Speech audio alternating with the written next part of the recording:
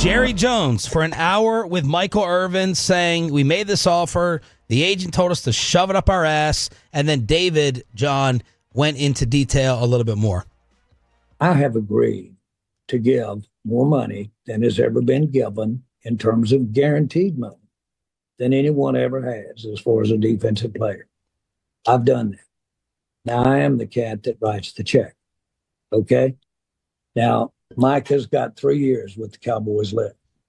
He's got 3 years. At some point, somebody has to have the say over the other. At some point, it has to be that way. My job is managing the check. Okay? Micah's got to do the playing. Where's the least important part of this whole equation we're talking about? What is the least incremental part of the whole equation? The attorney or the agent. Okay? He works for Micah. Okay? He's not the principal here in any way. In any way. They're in here to make their percentage. They're in here to basically, yes, advise Micah. Come over to the office and I'll show you exactly what I offered Micah. We got it in the back. It's with all written down, everything to go. John, give us your thoughts on this yesterday. So I can see both sides on this. I can see the Jerry side because of the fact that just in my time covering the team, if you take care of Jerry, Jerry will take care of you for the rest of your life. Now, obviously, where you're Micah Parsons, your life's going to last a lot longer than what Jerry Jones has left, but Jerry is fiercely loyal to his star players, so I get where he's coming from there. But he's also the man that says, just because I said it doesn't make it so. So when he says the thing, like, I find it very hard to believe that David Mulugheta said those words back to him. Yeah. But I don't think in the year 2025, really any in the last 5-10 years, that you can think that are you really thinking you're getting this deal done without an agent being involved? Like, when you drafted Micah Parsons, like, we're not going to pretend you don't know who David Mulugheta is. You didn't know that this was going to happen. And so for me, this screams of back in March, like, let's start talking about this right now. We can get everything, and then we'll bring in David to just sign everything off. But even in Jerry's mind, as great of a businessman as he is, he has to know that David was going to be involved at some point, that he's going to want to do. He's going to have his hand in it. He has some of the biggest contracts in all of sports. So why do you think he's doing it like this then? Why do you think Jerry's like playing like, David, you're here to notarize this when we the principals get it worked out? Why take this approach? Well, just like even if for people that don't follow the Cowboys closely, if you just watch the series on Netflix, you can just tell that there might not be anybody in sports with a bigger ego than Jerry Jones. And he is not going to let some agent come in there and be the big name that wins this deal, even though it did happen with Todd France twice. And he probably doesn't want it to, he's probably tired of that. But it's like we all sit there and go, Jerry loves his star players. Is he really going to let this guy walk? Like, nobody believes that. There's a far greater chance that he is just completely dug in and is just like, well, then don't play Micah. Don't play next year. Don't play the year after that. Don't play, I'm from Detroit, and I never thought the Lions would be like, no, Barry Sanders, you're playing here or you're leaving. And basically did the same thing with Calvin Johnson. So if they're going to do that, the guy that has kept a grudge this long with Jimmy Johnson, how angered he is right now, I find it very hard to believe. That's my whole thing when I talk to people, because I don't believe this contract's getting done before the season starts. And so the people that say to me that they think it's getting done, I go, I just want the simple answer then from you. This is the thing that fascinates me the most. Who makes the first call? Because I see both sides being extremely dug in. Like, I'm talking, put them in owners' boxes right next to each other on that Thursday night, and I can see them not talking. Yeah. Walking by each other on the sideline before the game and not talking. Yeah. So that's the part for me where both sides seem so dug in that I don't know who makes the first move. Publicly, Jerry's discussion has been very focused on David Mulugheta, the agent, of just like, this is basically who he's frustrated with. You're trying to insert yourself in something, Is that a subtle way, though, of privately he might be a little more frustrated with Micah than he is Mulugheta? I feel like Mulugheta is basically just the public target for what is ultimately frustration he has, particularly with Micah. And I don't think he's particularly happy with Micah. No, I think that's fair. I've felt since the start of training camp that it was more Micah versus Jerry than Micah versus the Cowboys. And I think since his statement on August 1st, I believe that even more. That they're both completely dug in. For him to put out that statement, that is just such a unlike a Cowboys player to do. Now, Jerry says he's had all these trade requests. Yeah, behind the scenes. You've never had it publicly like that. And like when I saw him fire that off, I was like, well, there's no way that this thing's getting done within the next couple of weeks, because the last thing Jerry will want is, oh, yeah, all you got to do is have some strong statement on social media, and then I'll make a deal done with you. And in that statement, John, something that could have really, really stung Jerry, Micah basically said that he was tricked. Like he may have misrepresented what the meeting was. Like, you lured me in. You tricked me, when maybe it's possible Micah knew he was going in there for a negotiation, and he did not say that in his trade demand. So it's not only are you reneging, not only are you misrepresenting, but you're making it seem like I'm like this creep who, under false pretenses, had you come in this room and then try to blindside a young, naive businessman.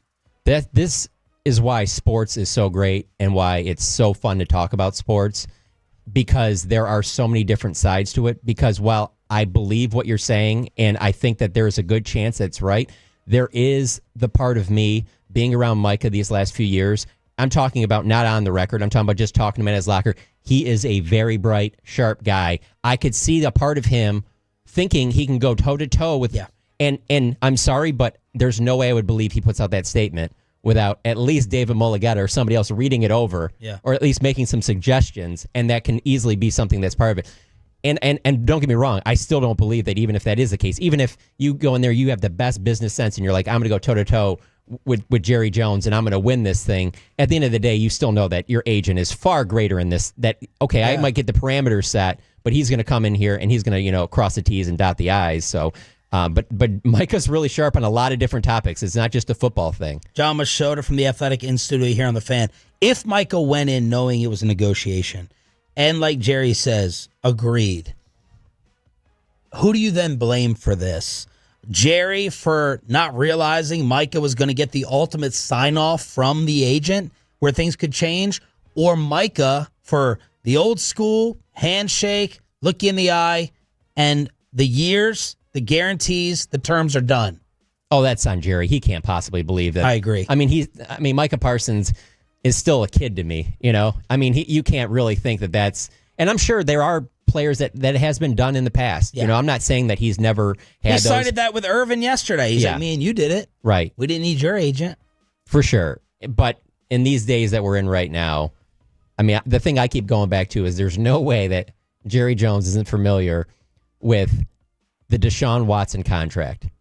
And I don't care whether you want to say it publicly or not as an owner, that had to impress you. Probably angered you because it raised the level of guarantees in the league and stuff, but you had to be like, wow, I can't believe that with what he had, the baggage and all of that, he got that for that guy. Like, there's no way that you don't know who he is after that. And that's just one. There's so many clients that Dave Mulligetta has. I mean, he's clear. I mean, to me, and Bobby, you know this probably better than anybody, that to me, it's David and Todd France, and then there's like another level, and then there's another level down where maybe if it was another level down, this gets done, and maybe on that handshake thing with Micah, he can convince a different. But these two guys, that's not happening with them. And it's not just that. Like, I mean, you could make an argument. It's David, it's Todd France, and then you could probably throw in there, if not a step below, Tory Dandy. Yeah, and you're talking about in that Lambs? Last year. That's Lamb. Yeah. Tory Dandy and Todd France beat you. And now here's the third one, the third round. Are you going to lose this one too? And they've never, in all their years that they've sat here, they've never had a like big time Mulligetta client in the building. This is the first time they will sit across from him and negotiate a big deal. They negotiated like Malik Hooker. Like, they've gotten that done. They've done some different things. But this is like a big time client of his. This is the very first one that they've ever had that they've sat across from. And it is the guy. This is the NFL version of Boris in the 90s, or Rosenhaus at some, like, that is what David Mulligetta is now. And at John's point, maybe Jerry has got wind of that, and Jerry, this is the hot shot now. This is the number one Forbes, and maybe Jerry. That's why you don't say his name. That's exactly why you don't say his name. Oh, really? Oh, that's the hot shot? Yeah. To me? Who? To Jerry Jones? I don't even know who he is. I will say though, I was with a couple other people walking off with Jerry recently, and we were talking about that landman thing, and he couldn't think of John Hamm's name. And he brought that up. He goes, yeah, you guys get on me about this agent thing. I forgot. Yeah, that's who it is. John Hamm. Yeah. I will say, it was 8 years here at the organization. He could still never figure out his name was Kellen. So, I mean, it's possible. It is possible. So, John, your order of outcome right now is what? In all likelihood. No deal, and Micah plays all the games that he can? One? Yes. I would go with that. You don't have to go another one. I think that is the option, yeah. Okay. No deal, and Micah doesn't play? That's possible, but it's just such a small... And the reason why I say this is because...